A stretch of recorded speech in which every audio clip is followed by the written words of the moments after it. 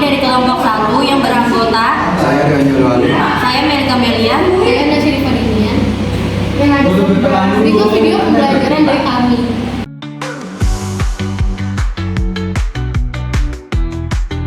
Assalamualaikum warahmatullahi wabarakatuh.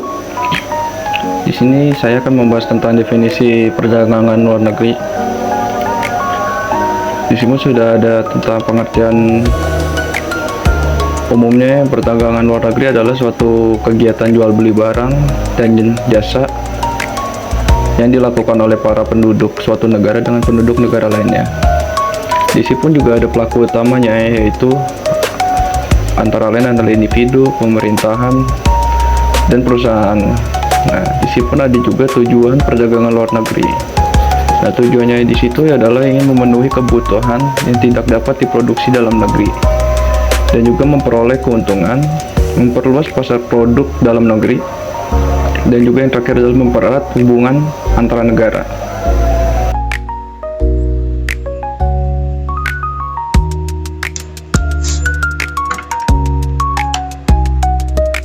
Jadi, pengertian dari perdagangan internasional yaitu suatu aktivitas perdagangan yang dilakukan oleh dua negara yang berbeda, seperti hubungan perdagangan internasional antara Indonesia dan juga Korea Selatan. Baiklah, agar lebih memahami materi, saksikanlah cerita berikut ini. Selamat siang, apakah benar ini dengan perusahaan ponsel Himax? Selamat siang. Ya, benar.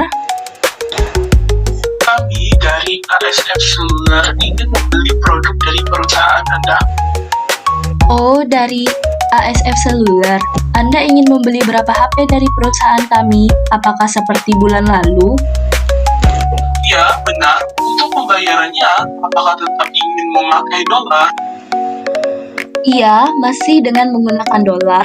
Apakah untuk pengirimannya seperti biasa ingin menggunakan kapal? Iya, tentu saja. Nanti ekspedisi akan tiba sekitar 1 mingguan dan Anda bisa mengambil barang dan juga membayarnya di tempat biasa. Oke, baik. Terima kasih. Selamat siang. Sama-sama, selamat siang. Beberapa minggu kemudian. Selamat pagi, ada yang bisa saya bantu? Beberapa jam kemudian. Selamat siang Tuan, kami dari perusahaan Himax ingin mengantarkan barang yang Anda pesan dari perusahaan kami. Selamat siang. Oh, iya. Baiklah, ini untuk pembayarannya. Baik Tuan, saya terima. Terima kasih telah memesan barang dari perusahaan kami. Terima kasih kembali. Dan untuk barangnya nanti akan dikeluarkan oleh karyawan kami.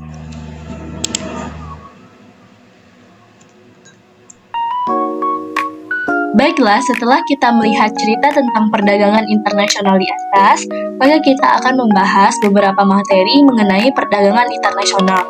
Materi yang pertama yaitu mengenai apa sih manfaat dari perdagangan internasional itu. Jadi, manfaat dari perdagangan internasional yang pertama adalah menumbuhkan persahabatan antar negara. Manfaat yang kedua adalah meningkatkan ilmu pengetahuan dan teknologi atau IPTEK.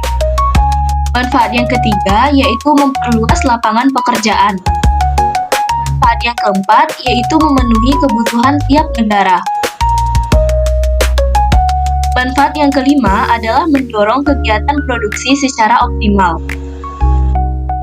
Di sini juga saya akan lanjut, apa sih itu ekspor? Ekspor itulah menjual barang atau jasa ke luar negeri. Indonesia itu mengekspor minyak kelapa sawit CPO seperti batu, dan juga ada beberapa barang juga diekspor seperti batu bara, karet, kopi, dan tekstil ke Tiongkok, India, dan Uni Eropa. Di sini juga ada import. Import itu membeli barang atau jasa dari luar negeri.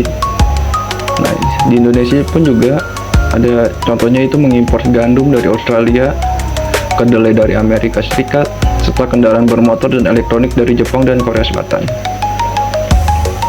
Jadi juga ada kegiatan barter ya. Barter itu kan seperti pertukaran barang dengan barang antara negara. Nah, pada masa lalu itu Indonesia pernah melakukan barter minyak dengan pesawat terbang dari Rusia. Itu salah satu contohnya. Dan sini juga ada kegiatan lintas batas. Lintas batas seperti perdagangan antara wilayah perbatasan. Contohnya warga perbatasan Indonesia dengan Malaysia yang di Kalimantan saling berdagang kebutuhan pokok atau perbatasan Papua dengan Papua Nugini. Nah, di sini pun juga ada namanya investasi internasional, yang dimana namanya itu yang artinya itu penanaman modal dari luar negeri. Nah, contoh perusahaan asing seperti Toyota, Samsung, dan Unilever berinvestasi di Indonesia dengan mendirikan pabrik. Sebaliknya juga, Indonesia seperti Indofood menanamkan modal dari luar negeri. Nah, jasa yang di sini pun juga ada contoh jasa internasional seperti layanan lintas negara, seperti pariwisata, wisata asing datangnya itu ke Bali, Yogyakarta, atau yang kemana untuk dia berpariwisata. Dan juga ada tenaga kerja imigran. Itu juga ada untuk grupnya PMI, namanya Pekerja Migran Indonesia, bekerja yang di Malaysia, Hong Kong, dan Timur Tengah. Nah, di sini pun ada transportasinya seperti penerbangan Garuda, melayani rute internasional. Dan yang terakhir itu ada perbankan internasional. Bank asing seperti HSBC dan Citibank beroperasi di Latar belakang terjadinya perdagangan luar negeri. Perdagangan luar negeri adalah kegiatan tukar-menukar barang dan jasa antara satu negara dengan negara yang lain. Kegiatan ini terjadi karena tidak ada negara yang bisa memenuhi semua kebutuhannya sendiri. Ada beberapa faktor utama yang menjadi alasan mengapa perdagangan ini terjadi. Yang pertama itu ada perdagangan sumber daya alam atau SDA. Setiap negara memiliki kekayaan alam yang berbeda-beda. Contohnya ada di Indonesia dan Jepang. Indonesia kaya akan rempah-rempah, sementara Jepang tidak. Oleh karena itu, Jepang perlu mengimpor rempah dari Indonesia. Dan sebaliknya, Indonesia bisa mengimpor barang elektronik dari Jepang yang unggul dalam elektronik. Berikutnya, ada perbedaan iklim dan geografi. Letak geografis dan iklim yang berbeda memengaruhi jenis barang yang bisa diproduksi. Negara dengan iklim tropis seperti Indonesia unggul dalam produksi kopi dan sawit. Sementara negara 4 musim seperti Belanda lebih cocok untuk produksi bunga tulip. Yang ketiga ada perbedaan teknologi dan keahlian. Negara maju umumnya memiliki teknologi yang lebih canggih, sehingga mampu memproduksi barang tertentu dengan biaya lebih rendah dan kualitas lebih baik. Sebaliknya, negara berkembang seringkali memiliki tenaga kerja melimpah dengan upah yang lebih rendah. Perbedaan ini menciptakan peluang untuk saling melengkapi melalui perdagangan. Yang keempat ada kebutuhan barang dan jasa. Ada kalanya sebuah negara membutuhkan barang atau jasa yang tidak bisa diproduksi di dalam negeri, baik karena keterbatasan teknologi, bahan baku, atau biaya yang terlalu tinggi. Contohnya, Indonesia mengimpor mesin industri berat yang tidak diproduksi di dalam negeri. Yang kelima ada keuntungan ekonomi atau spesialisasi. Konsep ini dikenal sebagai spesialisasi. Setiap negara akan lebih efisien jika fokus memproduksi barang yang mereka kuasai atau memiliki keunggulan produksi. Setelah itu, kelebihan produksi tersebut bisa diekspor dan ditukar dengan barang dari negara lain. Yang terakhir ada hubungan politik dan kerjasama internasional. Kerjasama antar negara seperti perjanjian perdagangan bebas, misalnya ASEAN Free Trade Area atau AFTA, seringkali menjadi pendorong utama terjadinya perdagangan. Hubungan yang baik antara dua negara juga bisa mempermudah aliran barang dan jasa. Selanjutnya ada teori-teori perdagangan luar negeri. Teori-teori ini menjelaskan mengapa dan bagaimana perdagangan internasional terjadi, serta apa manfaatnya bagi negara yang terlibat. Yang pertama ada teori merkantilisme di abad 16-18. Teori ini berpandangan bahwa kekayaan suatu negara diukur dari seberapa besar cadangan emas dan peraknya. Untuk itu, negara harus berusaha ekspor lebih besar dari impor di dalam surplus perdagangannya, agar aliran emas masuk ke dalam negeri. Teori ini cenderung proteksionis dan menganggap perdagangan sebagai permainan zero sum, di mana satu negara untung dan negara lain rugi. Berikutnya ada teori keunggulan absolut dari Adam Smith. Adam Smith menolak perdagangan merkantilisme. Menurutnya, perdagangan akan menguntungkan kedua belah pihak jika setiap negara mengekspor barang yang bisa mereka produksi dengan lebih efisien. Lebih efisien dalam membutuhkan lebih sedikit sumber daya dibanding negara lain. Negara lain juga akan melakukan hal yang sama. Berikutnya ada teori siklus produk dari Vernon. Raymond Vernon berpendapat bahwa perdagangan internasional terjadi melalui tahapan siklus produk. Sebuah produk baru biasanya muncul dan produksi di negara maju, atau tahap inovasi. Memudahkan seiring waktu produksinya bergeser ke negara lain yang biayanya lebih rendah di tahap penyebarannya. Berikutnya ada teori modern. Teori modern lebih luas dan mempertimbangkan faktor-faktor lain, seperti kebijakan perdagangan bebas, globalisasi, dan keunggulan kompetitif. Teori Porter menyatakan bahwa keunggulan suatu negara dalam industri tertentu tidak hanya karena faktor produksi, tetapi juga karena ada persaingan domestik yang kuat, permintaan pasar yang spesifik, dan industri pendukung yang efisien. Memperoleh devisa, memperluas kesempatan kerja, menstabilkan harga-harga, meningkatkan kualitas konsumsi, mempercepat alih teknologi. Memperoleh devisa. Jika kita mengekspor suatu komoditas, kita akan mendapatkan keuntungan dalam mata uang asing. Contoh seperti dolar, yen, atau jenis mata uang lain yang beragam. Mata uang asing yang dijadikan sebagai alat pembayaran disebut devisa. Devisa dapat digunakan untuk membayar dalam mengimpor barang, modal, dan konsumsi.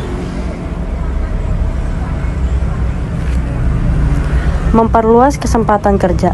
Perdagangan internasional, terutama kegiatan ekspor, memberikan kesempatan kepada negara untuk memperluas kesempatan lapangan kerja karena untuk menghasilkan barang ekspor dibutuhkan tenaga kerja. Coba Anda bayangkan apa yang akan terjadi jika barang tambang, hasil pertanian, dan hasil kerajinan tidak diekspor. Pasti orang-orang bekerja di sektor tersebut akan menganggur. Menstabilkan harga-harga. Jika harga suatu jenis barang dalam negeri mahal atau jumlahnya kurang dan tidak memenuhi permintaan pasar, barang tersebut harus diimpor.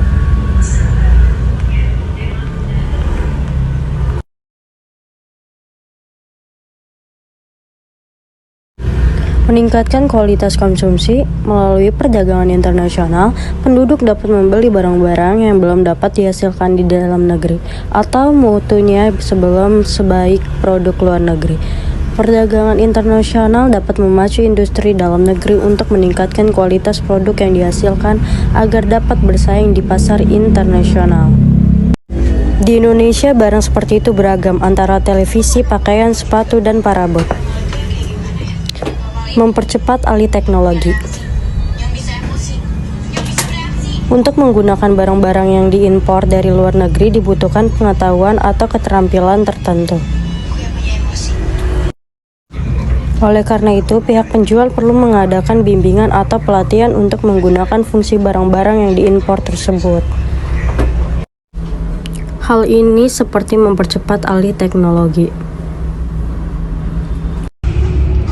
Manfaat perdagangan luar negeri. Manfaat perdagangan luar negeri dibagi menjadi 6. Yang pertama, meningkatkan pertumbuhan ekonomi. Yang kedua, meningkatkan pendapatan nasional. Yang ketiga, meningkatkan diverifikasi produk. Yang keempat, meningkatkan efisiensi. Yang kelima, meningkatkan inovasi. Yang keenam, meningkatkan kerjasama internasional. Nah, di sini meningkatkan pertumbuhan ekonomi. Perdagangan luar negeri dapat meningkatkan pertumbuhan ekonomi dengan meningkatkan ekspor dan impor barang dan jasa. Meningkatkan pendapatan nasional. Perdagangan luar negeri dapat meningkatkan pendapatan nasional dengan meningkatkan ekspor dan mengurangi impor. Yang ketiga, meningkatkan diverifikasi produk. Perdagangan luar negeri dapat meningkatkan diverifikasi produk dengan memungkinkan negara-negara untuk mengimpor produk yang tidak diproduksi di dalam negeri. Yang keempat, meningkatkan efisiensi. Perdagangan luar negeri dapat meningkatkan efisiensi dengan memungkinkan negara-negara untuk memproduksi barang dan jasa yang memiliki keunggulan komparatif. Yang kelima, meningkatkan inovasi. Perdagangan luar negeri dapat meningkatkan inovasi dengan memungkinkan negara-negara untuk mengakses teknologi dan pengetahuan baru. Yang keenam, meningkatkan kerjasama internasional. Perdagangan luar negeri dapat meningkatkan kerjasama internasional dengan kemungkinan negara-negara untuk bekerja sama dalam bidang perdagangan. Nah, kesimpulan dari perdagangan luar negeri dapat disimpulkan bahwa perdagangan luar negeri merupakan kegiatan penting dalam mendukung pertumbuhan ekonomi suatu negara. Perdagangan ini lahir karena adanya perbedaan sumber daya, teknologi, dan kebutuhan antar negara. Dengan memahami definisi, ruang lingkup latar belakang, teori-teori, serta manfaatnya, kita bisa melihat bahwa perdagangan internasional bukan sekedar pertukaran barang dan jasa, tetapi juga sarana untuk meningkatkan kesejahteraan masyarakat, memperluas lapangan kerja, serta mempererat hubungan antar bangsa. Oleh karena itu, setiap negara perlu mengelola perdagangan luar negerinya dengan baik agar luar negerinya agar dapat memaksimalkan manfaat sekaligus memaksimalkan tantangan yang muncul. Terima kasih telah menonton video pembelajaran dari kami. Kurang